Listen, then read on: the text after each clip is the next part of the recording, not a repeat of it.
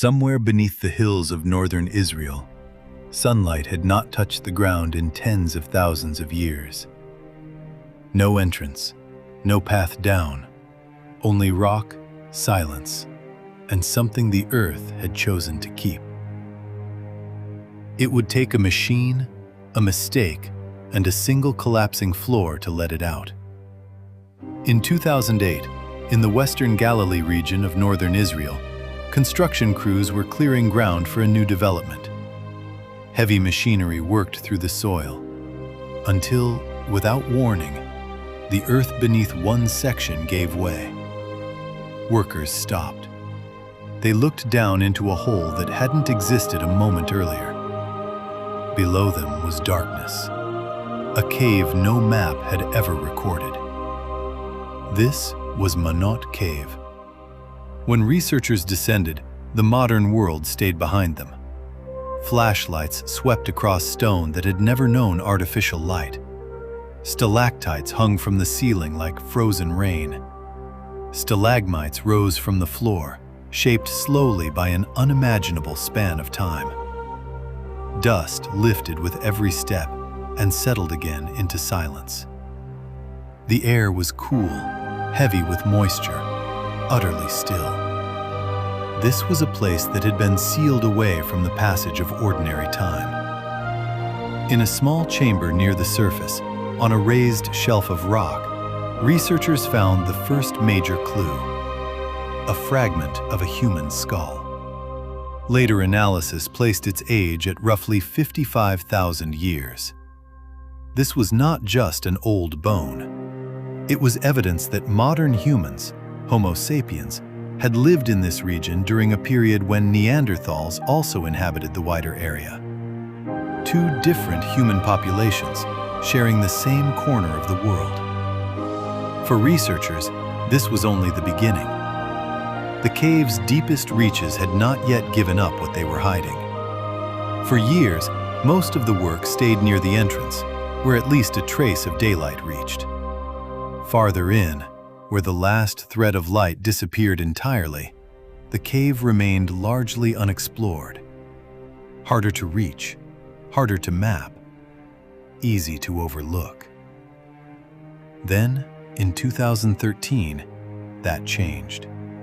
Behind a natural wall of massive stalagmites, researchers found something they hadn't expected: a separate chamber, cut off from the rest of the cave as if nature itself had sealed it away.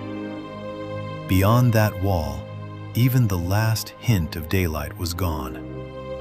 There was only the light they carried with them, and in front of it, waiting in the dark, something large and deliberate.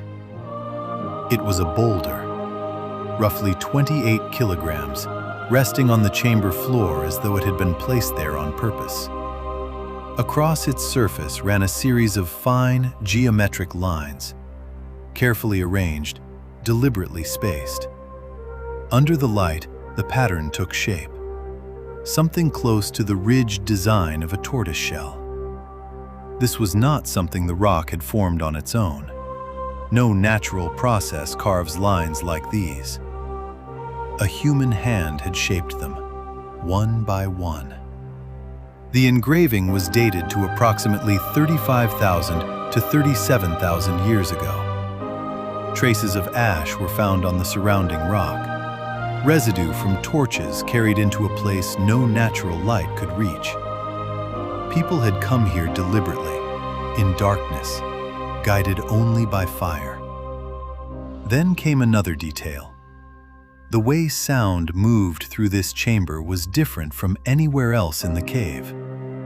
Voices carried. Echoes lingered in the enclosed stone. Was that simply how the rock happened to be shaped? Or had someone recognized it and chosen this space because of it? Here is what the evidence actually tells us. People entered this chamber. The stone was deliberately engraved, fire lit the way, and the space carries sound in an unusual manner. Researchers have proposed, cautiously, that a chamber like this, isolated, acoustically distinct, deliberately marked, may have served a communal or symbolic purpose. What we don't know is just as important. We don't know what the engraving meant to the people who made it, what was said or done inside this space, or why this particular chamber was chosen over any other. Those answers may not be something archaeology can ever recover. Elsewhere in the cave, researchers recovered human teeth, evidence placing people inside Manat Cave as far back as roughly 40,000 years, earlier than the engraved stone itself. The story of this cave is not a single moment. It stretches across thousands of years, layer beneath layer. Humans were present here long before anyone carved that boulder. And long after, someone still returned to that same isolated chamber and left something behind. Why travel this deep into total darkness? Why shape a symbol onto solid stone in a place built for almost no one to see it? Why gather, if they gathered at all, in a chamber where sound itself behaved differently? Symbolic, social, ritual, something entirely personal, or something we simply no longer have the context to name. No one can currently say which of these is correct. Perhaps none of them fully are. What the evidence does tell us is this: tens of thousands of years before writing, before cities, before anything we would recognize as civilization, people were already doing more than surviving. They descended into places that offered nothing practical. They shaped symbols with no material use. They gathered, perhaps, for something harder to name than food or shelter. We don't know what they believed. We don't know what they said to each other in that chamber, by firelight, tens of thousands of years ago. If stories like this pull you in, Vault of Ages has more waiting to be uncovered.